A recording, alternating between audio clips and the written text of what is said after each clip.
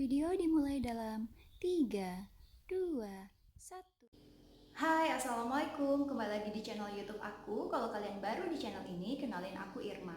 Di video kali ini, aku bakal kembali bercerita tentang pengalaman aku ketika aku mengurus visa Australia. Dan di video ini juga aku bakal kasih tahu kalian apa aja persyaratan dan juga berapa biayanya. Tapi sebelum itu jangan lupa untuk like video ini dan subscribe channel aku supaya aku makin semangat bikin video. Oke, langsung aja kita mulai ceritanya.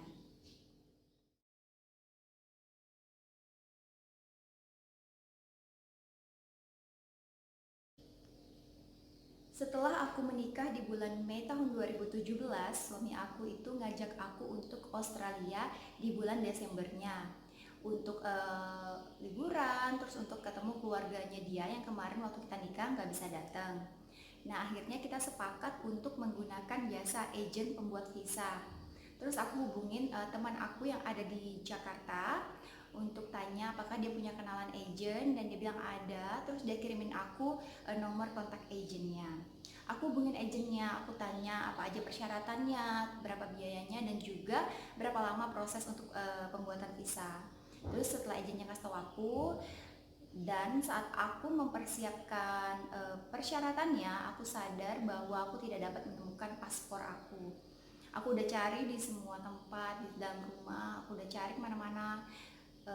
Adik sama mama aku juga udah bantuin cari, tapi tidak dapat juga. Akhirnya aku ada pada kesimpulan bahwa paspor aku hilang dan aku harus membuat paspor yang baru. Nah, gimana aku bisa dapetin paspor yang baru? Nanti aku akan bahas di video lain yang akan aku taruh nanti, mungkin linknya di description box atau di sini. Nah, singkat cerita, aku udah punya paspor baru, semua berkasnya udah lengkap. Aku kembali menghubungi agent di bulan Juli 2017. Dan disitu aku kasih tau agentnya bahwa semua berkas aku udah siap. Terus agentnya bilang untuk kirimkan semua berkas aku itu ke alamat kantor mereka yang ada di Jakarta. Nah, setelah itu aku kirim. 3 hari kemudian aku tanya apakah berkas aku sudah mereka terima. Mereka bilang sudah. Terus mereka tanya sama aku, apakah ibu ini untuk keberangkatan di bulan Desember? Terus aku jawab, iya benar, karena memang aku ngurusnya lebih cepat supaya nanti tidak mepet. Terus agentnya bilang bahwa maaf Bu, kalau untuk keberangkatan Desember kita masih belum bisa masukin berkasnya, nanti aja ya di bulan Oktober.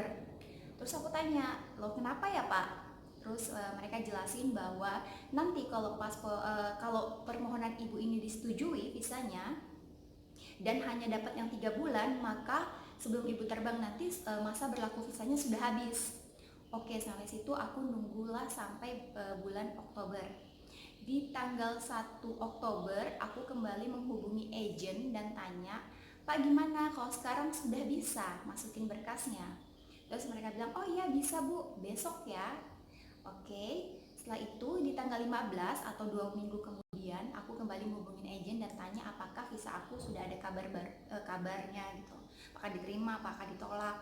Terus agentnya bilang, maaf Bu, belum saya masukin visanya, permohonan visanya. Terus saya bilang, loh kemarin katanya tanggal 2 Bapak sudah memasukin. Terus dia bilang, iya Bu maaf belum, besok ya. Jadi besoknya aku kembali lagi tanya agentnya untuk memastikan, karena aku nggak mau nanti aku nunggu 2 minggu terus tiba-tiba masih belum juga dimasukin. Terus pas aku tanya ternyata, oh iya Bu tadi berkasnya sudah saya masukin di tanggal 16 Oktober.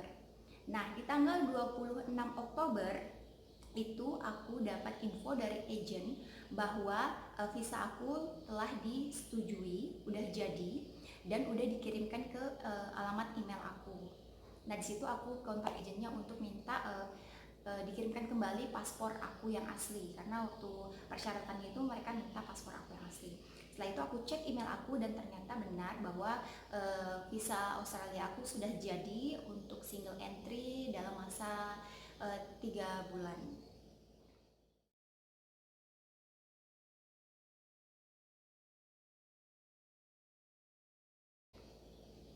Nah, untuk biayanya itu waktu itu aku ngurus 2.050.000. Terus prosesnya selama 10 hari karena dari 16 Oktober sampai 26 Oktober.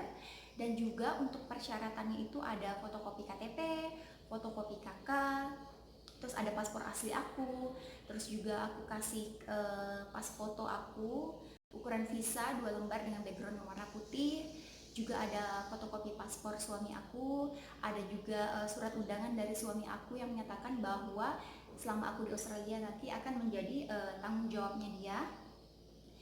Setelah itu juga ada fotokopi akte pernikahan atau surat nikah, dan juga ada fotokopi rekening tabungan 3 bulan terakhir, rekening aku dan suami aku.